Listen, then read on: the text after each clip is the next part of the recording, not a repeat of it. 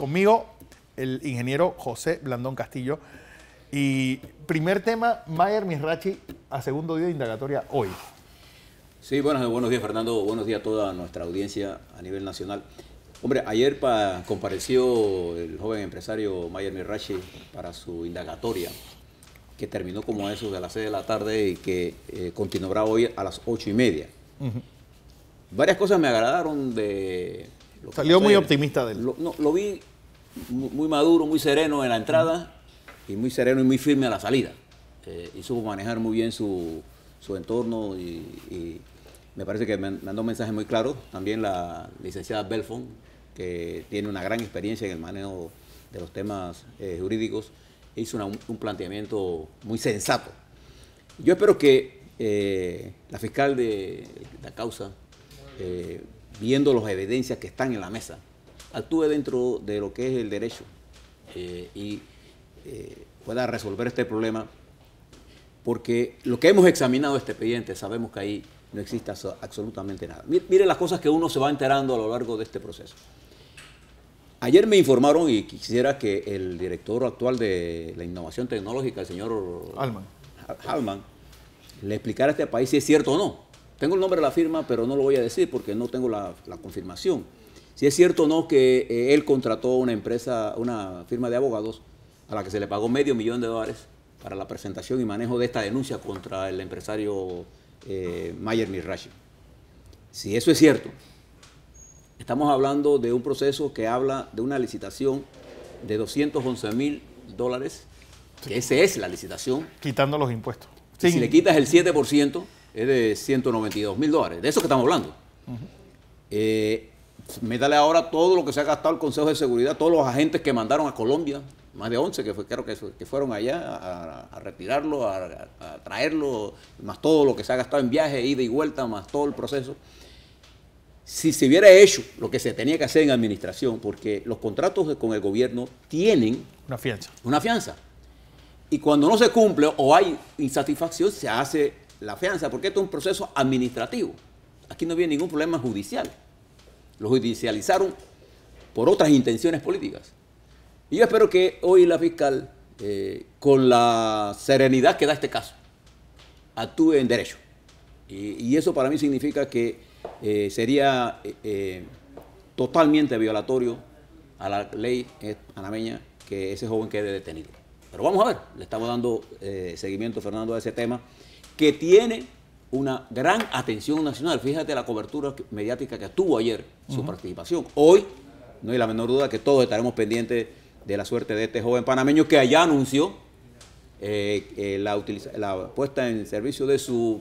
del Cryptex Messenger mañana.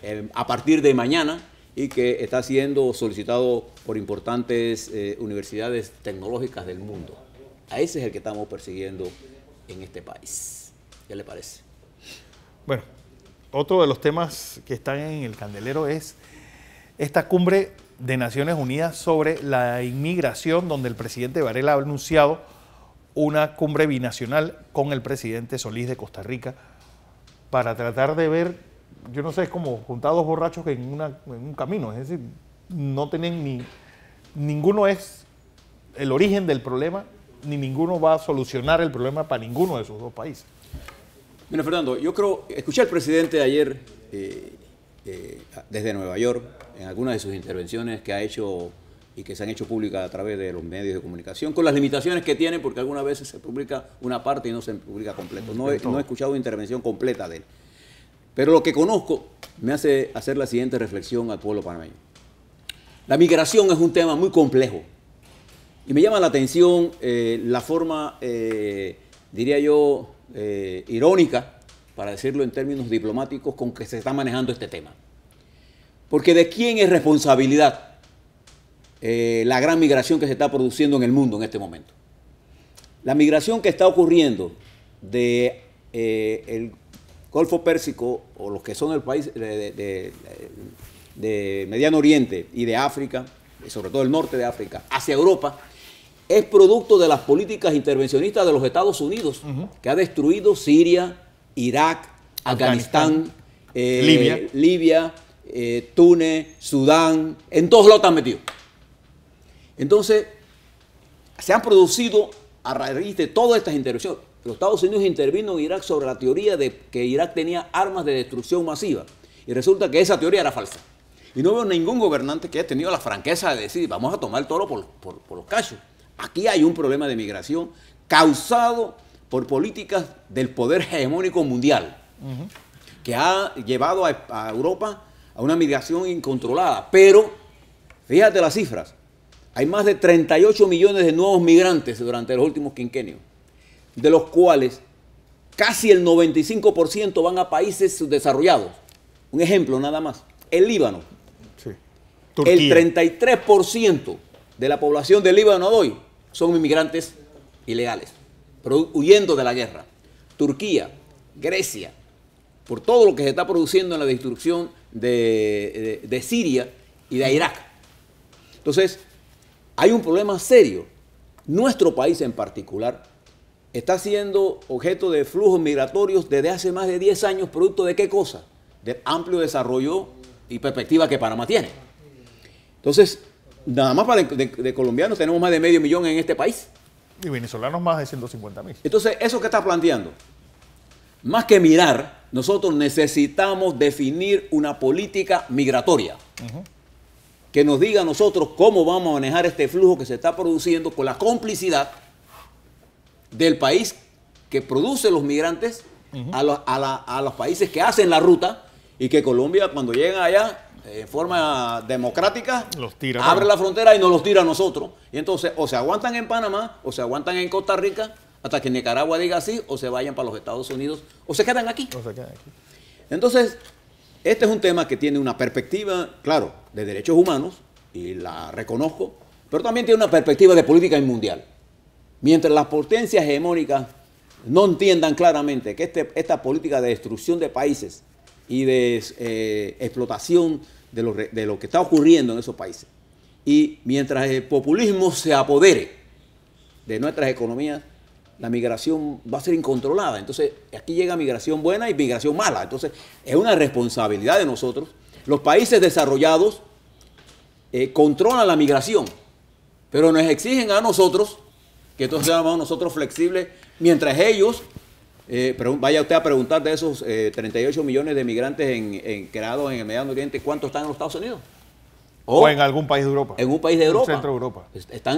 Están limitados, pero están creando una sola presión. De manera que la migración es un tema muy grave, pero un tema que nosotros los panameños tenemos que ver con mucha objetividad.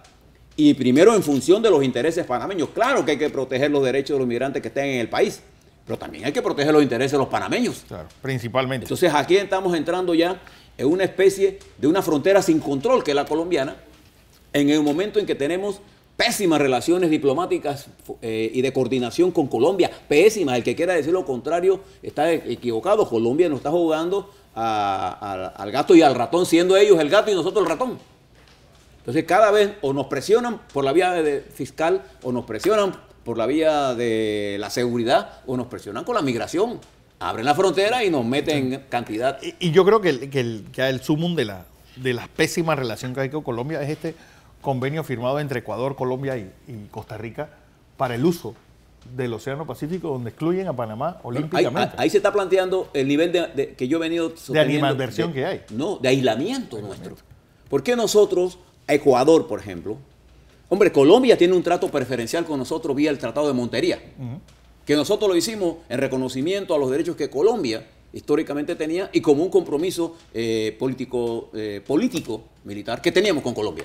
Con el ejército de Colombia. Sí, con el ejército de Colombia. Y con Colombia en general como nación, porque el ejército de Colombia es parte de esa estructura.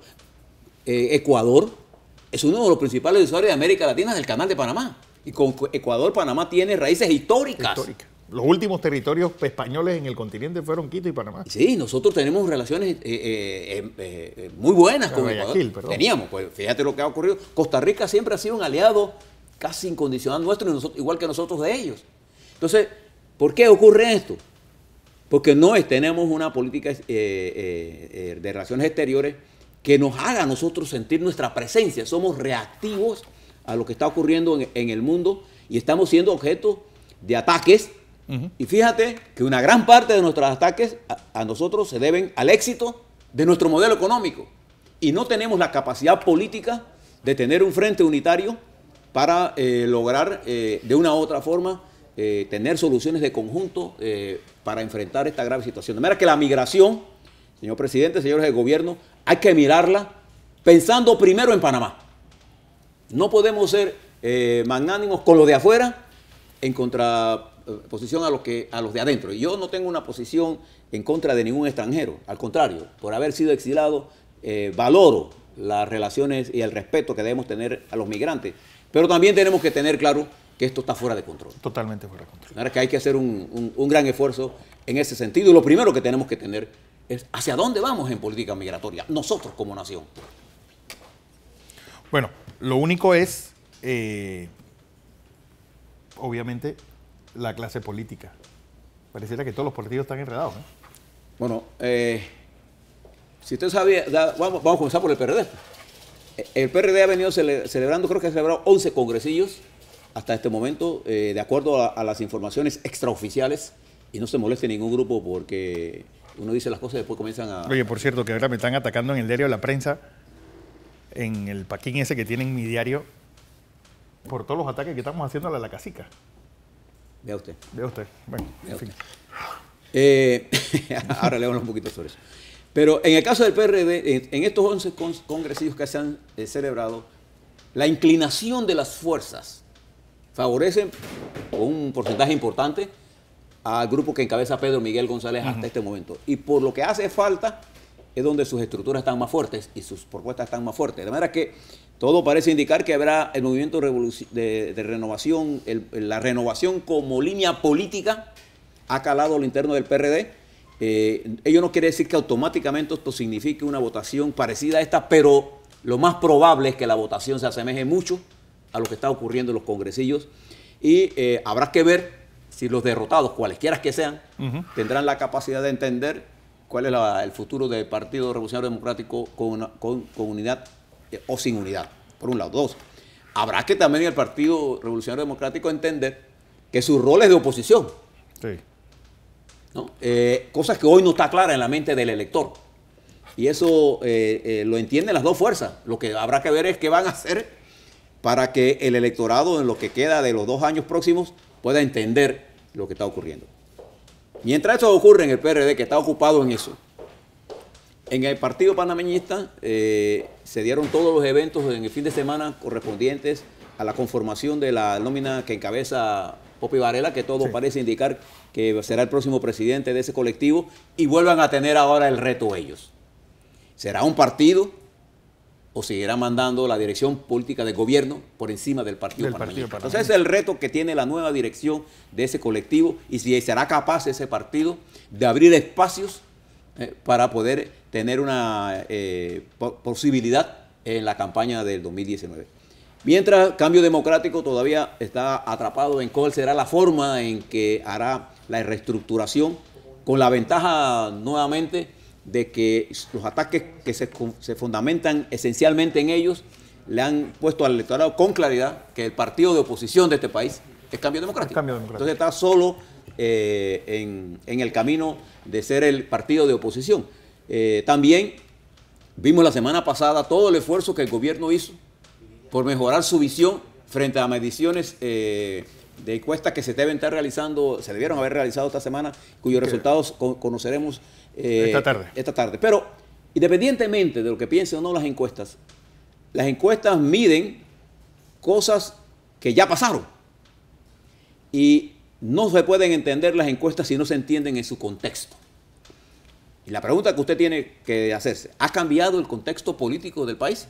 En ninguna forma. El contexto político del país sigue siendo el mismo. Vamos a ver, cada empresa es responsable de sus números. Nosotros aquí le haremos los análisis estadísticos correspondientes. No me parece, yo puedo predecir, no importa qué pase, sube, baja la encuesta, la tendencia que marca los números que yo tengo es a la baja, no importa si sube o baja el presidente ahora mismo. Porque para poder que tenga una tendencia al alza tiene que estar 3 o 4 mediciones por encima de la media, la línea de regresión, y todavía faltarán 3 o 4 mediciones más. De manera que para mí lo más importante es que la dinámica política sigue siendo la misma, y en algunos temas nos estamos empantanando y particularmente cuando para subir entramos a la carrera del populismo. Entonces, en un momento de que la economía no se encuentra en su mejor estado, hacer medidas populistas es presionar los ingresos del Estado más allá de lo que podemos resistir. Nadie sabe cuánto va a durar esta crisis. De hecho, esta es la crisis más larga que ha estado sujeta el sistema capitalista durante los últimos 25 años. Más larga. Hoy España sigue sin gobierno, estancada. Europa sigue atrapada por las decisiones que tomó Gran Bretaña. El mundo sigue siendo un mundo peligroso y los Estados Unidos se debate en un torneo electoral altamente peligroso para predecir lo que va a ocurrir en el mundo. De manera que estamos frente a situaciones complicadas, actuando aquí en nuestro país con una mentalidad de corto plazo y algunas veces como niños malcriados en materia política. Así que no se preocupe por las acusaciones que le haga o no el periódico, la prensa. Lo que pasa es que la prensa y mi diario me lo traen floja, hombre. Porque no es característica de ellos la objetividad en este momento. Así es. Gracias, ingeniero José Blandón Castillo.